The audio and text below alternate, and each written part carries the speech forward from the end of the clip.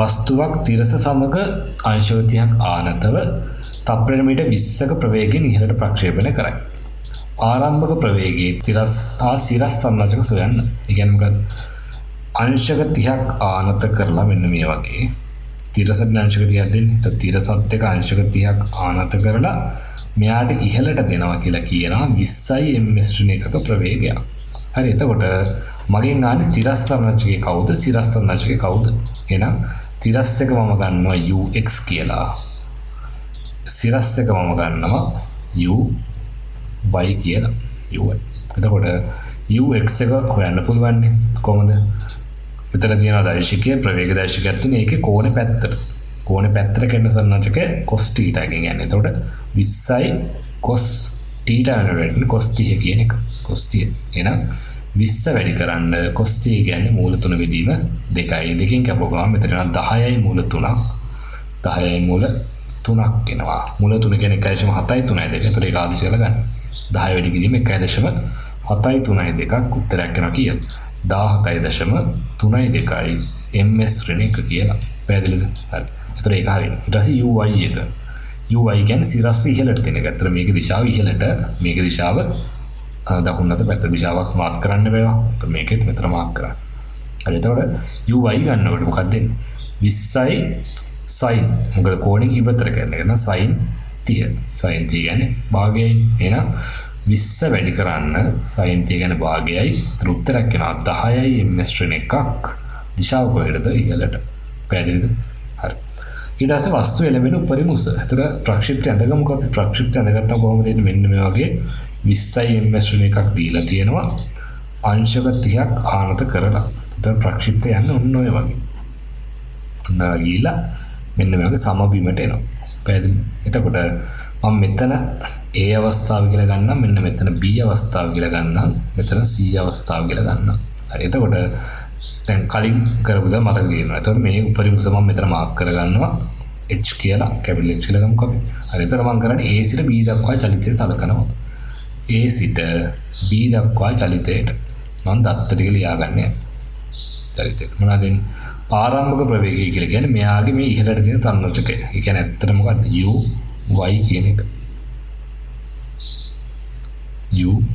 uy සයි ux එකත් එක්ක. uy කියන්නේ කවුද? uy කියන්නේ මෙන්න මේ 10 කියන එක. එහෙනම් 10යි දිශාව ඉහළට. විස්ථාපනය තමයි හොයන්න තියෙන්නේ. ඒක මම h කියලා ගන්න. ඒකත් මම ගත්තා ඉහළට. ත්වරණය 10යි. හැබැයි ඒක තියෙන්නේ පල්ලෙහාට. මගෙන් අහන්නේ මොකද්ද ආයේ? අහන්නේ h එක නෑ. හැබැයි මට තව දත්තයක් ඕනේ. ඒක මට ගන්න බල b සමාන බිඳුවයි කියලා. මොකද මෙන්න මේ b මට්ටමේදී ඉහළට තියෙන ප්‍රවේගය b කියන එක බිඳුවයි තිරස්ස තියෙන ප්‍රවේගය කීයක් තියෙනවා? ux එක හැම තියෙනවා. හරි. පැහැදිලිද? හරි. එහෙනම් මම කරන්නේ a සිට b දක්වා චලිතයට කාලය නැති සමීකරණ දාන මොකද්ද? v වර්ගය සමානයි u වර්ගයේ ධන 2යි as කියන එක දාන මොකද්ද වෙන්නේ?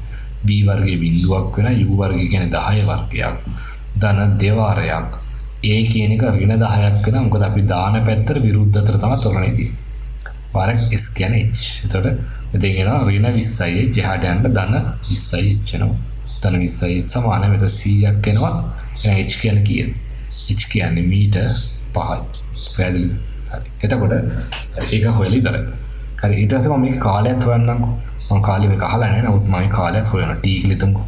t1 කියලා හිතමුකෝ. නැත්නම් tab කියලා හිතන්නකෝ. tab කියලා ගන්නවා. එතකොට මම කරන්නේ ඉහළට දානවා v සමානයි u ධන at කියන සමීකරණ දානවා. හරි. එතකොට අවසාන ප්‍රවේග බිඳුවයි u කියන එක 10යි ඍණ 10ක් t මෙතන ab කියන එක. එතකොට ඍණ 10ක් මෙහෙට යන ධන 10ක් වෙනවා. 10යි tab සමාන 10යි. ඒ කියන්නේ tab කියන්නේ කවුද? tab කියන්නේ තප්පර 1. ඒ කියන්නේ මොකද? a වලින් නම් b ට යන ගත වෙන කාලය තප්පර 1යි. මේ කොටස තප්පර 1යි නම් b සිට c දක්වා එන්න ගත වෙන කාලය තප්පර 1ම තමයි. එහෙනම් මේකම තමයි tbc වෙන්නේ. තෝකම තමයි tbc. එහෙනම් මුළු ගුවන් කාලය ගත්තොත් මොකද වෙන්නේ? මුළු ගුවන් කාලය මම සිම්පල් t කියලා ගත්තොත් ඒක සමාන වෙන්නේ දෙවාරයක් t ab ට. මම කලින් ඒක කරුණක් විදිහට දුන්නා වලට. උපරිම උසට යන ගත වෙන කාලය වගේ දෙගුණයක් තමයි මුළු ගුවන් කාලය වෙන්නේ. එහෙනම් මුළු ගුවන් කාලය ඇත්තටම තප්පර 2ක් තමයි වෙන්නේ. මම මේක හැදුවේ මොකද ඊළඟ කාලේට ඕක ඕනේ. හරි. මේක ක්‍රමයක්. ඒ කියන්නේ මුළු ගුවන් කාලය හොයන්න බල එක විදියක් තමයි මේ තියෙන්නේ. භාගයකට යන කාලය වල ඒක දෙකකින් වැඩි කරලා ගන්න ප්‍රශ්නයක් නෑ. මේකත් හරි. හරි. එහෙම නැත්නම් ඊළඟ තුන්වෙනි කොටස ගන්න වස්තුව ප්‍රක්ෂේපණය කළ මට්ටම නැවත එළඹීමට ගත වන කාලයෙන් ඒක හොයන්න තව විදියකුත් තියෙනවා. ඒකත් පොඩ්ඩක් උලී තියාගෙන ඒකට ගානට අදාළව වාට ලේසික දාගන්න. 20යි 30යි. හරි. එතකොට මේකේ මෙන්න මේ විදිහට ගියාට පස්සේ මම ගන්නවා මෙතන A අවස්ථාවයි මෙතන C අවස්ථාවයි. A සිට C දක්වා සම්පූර්ණ චලිතය මම සලකනවා. A සිට C දක්වා චලිතය සලකනකොට චලිතයට එතකොට මම මුළු ගුවන් කාලය තමයි ගන්න. මොකද A සිට C දක්වා කියන්නේ මුළු චලිතය. එතකොට මුළු චලිතයට අදාළ කාලය මම T කියන එක T කියලාම ගන්නවා. හරි. එතකොට සිරස් චලිතයෙන් සලකන්න වෙනවා. මට සිරස් චලිතයෙන් සලකනකොට මම ගන්නවා මේක මම චලිතයේ සිරස් චලිතය සලකනවා. සිරස්ව. එතකොට ආරම්භක ප්‍රවේගය ගත්තොත් මෙතන ආරම්භ ප්‍රවේගය කීයක් ආවද මට? UY එකයි මට 10යි. එහෙනම් ආරම්භ ප්‍රවේගය 10යි ඒක ඉහළට ගුරුත්වය ත්වරණය කියන ගුරුත්වය ත්වරණ සමාන ඒක 10යි පල්ලෙහාට විස්ථාපනය ගන්න විස්ථාපනය බිඳුවයි. ඇයි? එයා ඒ වලින් ගියාට නැවත ඒ මට්ටමටම එනවා. සිරස් චලිතය විතරයි සලකන්නේ. તો සිරස්ස මේ මට්ටමේ ඉඳලා උඩට ගියාට නැවත ඒ මට්ටමටම එනවා. එහෙනම් ප්‍රශ්නයක් නෑ S කියන බිඳුවයි. එහෙනම් මම කරන්නේ මුළු චලිතයටම දානවා ඉහළට S සමානයි UT ධන භාගයක් AT වර්ගය කියන එක දානවා. S කියන එක බිඳුවයි U කියන එක 10යි 10යි T ධන භාගයක් මෙතන ඍණ 10 වැටෙන්න ඕනේ. මොකද චලිතයේ විරුද්ධ පැත්තට යන්නේ T වර්ගය. එතන මෙතන එනවා කීයද? මෙතන එනවා 2යි මේකයි අපනට පස්සේ මෙතන 10යි T ඍණ මෙතන එනවා 5යි T වර්ගය. 5යි T වර්ගය සමාන බිඳ පහෙනුත් කපන්න පුළුවන්. ඒතර බිඳුව සමානයි. මෙතන 2යි T ඍණ T වර්ගය T එකක් කපන්න පුළුවන් කියලා හිතනකොට කපන්න යන්න එපා. මොකද මේක සාධක විදිහට ගන්න වෙනවා. එතකොට T එක එළියට ගත්තාම මෙතන 2 ඍණ T කියලා කියන්නේ. ඒක සමාන බිඳුවයි. එන සාධක දෙකක් වඩ ලැබෙනවා. මොකද්ද? T සමාන බිඳුව හෝ 2 ඍණ T සමානයි බිඳුව. එතකොට T සමාන බිඳුව හෝ 2 ඍණ T සමාන බිඳුව තියෙනවා T සමාන තප්පර 2යි කියලා. එතකොට බලන්න දැන් වල උත්තර දෙකක් ආවනේ. කලින් එකේ ඔය 2 කියන එක මම හෙව්වා. මම කියන්නේ එකම උත්තරය මට ලැබෙන්න බෑ. ඒක කලින් එකේ හොයපුවම පස්සෙත් මට ආවේ 2 කියන එක. මෙතන මට 2 කියන එක එනවා. ඇත්තටම මේ T සමාන බිඳුව කියන්නේ කොතනද ඔය?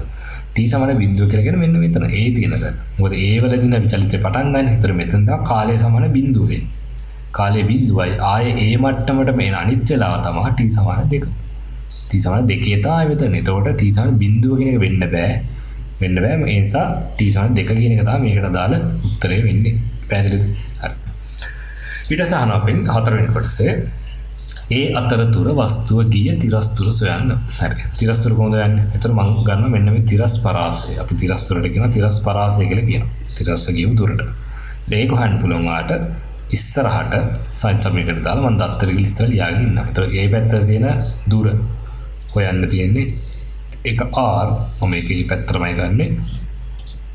ආරම්භක ප්‍රවේගය UX කියන එක UX එක මට ආවේ 17යි ගානක් නේ 17.3 දෙකක් තාමට ඇවිල්ලා තියෙනවා 10.32යි MS එකකින් ඒක තියෙන්නේ තේ පැත්තරමයි තොරණයක් නැත ඊට පස්සේ ආයෙ මොනවද ඕනේ මට UT කාලය ගුවන් කාලයට සමාන එක තත්පර 2යි එහෙනම් මම කරන්නේ ඉස්සරහට දානවා S සමානයි UT ධන භාගයක් AT වර්ගය දැන් කට්ටිය ඉස්සරහට පුරුදුන S සමාන UT කියන එක විතරක් දාන්න. හැබැයි එහෙම දාන්න යන්න එපා. S සමාන UT ධන භාගයක් AT වර්ගය සම්පූර්ණ සමීකරණයම ලියන්න. ලියලා මේක පස්සේ බිඳුව වෙන එක ප්‍රශ්නයක් නෑ. හරි. ඒතර S කියන එක R කියන දැම්මම UT කියන්නේ ඒතර 17.32 වැඩි කරන්න කාලය තප්පර දෙකකින් ධන භාගයක් AT වර්ගයේ බිඳුවක් කියලා යනවා. එතන තියෙනවා කීයද? 34.34 6යි 4ක් කිලෝමීටර්ස් ඒ කියන්නේ මෙයා ඉහළට මීටර් 5ක් යනකොට මෙන්න මේ විදිහට ඉහළට මීටර් 5ක් යනකොට මෙයා තිරස් දිශාවට ගිහිල්ලා තියෙනවා 34.6යි මීටර්. මොන විතරක් ගිහිල්ලා තියෙනවා. පැහැදිලිද? හරියට ඔන්න ඔයක තමයි අපි තිරස් ප්‍රක්ෂේපණය ආනත ප්‍රක්ෂිප්තයට දාලා ගානක් සම්පූර්ණයෙන්ම මතන. ඉතින් මෙතනින් එහාට අහන්න දේවල් නෑ ඔයාලගේ. සම්පූර්ණ කොටස මේක අහු වෙනවා. ඉස්සරහට තව ගණන් දෙක තුනක් කතා කරලා සම්පූර්ණ කොටස් ටික ඔක්කොම අහු වෙනවා. ඒතකොට මේ ගණන් ටික ප්‍රැක්ටිස් කරලා ඔයාලට පුළුවන් නම් එතනින් හරියට ඕන ගණන් හදා ගන්න පුළුවන් වෙන්න ඕනේ. පැහැදිලිද? හරි. උසස් පෙළ භෞතික විද්‍යාව සරසවියට පාර කියන භෞතික විද්‍යා පන්තිය. තරිඳු විජේරත්න විමසීම් 076යි 63යි 97යි 0.09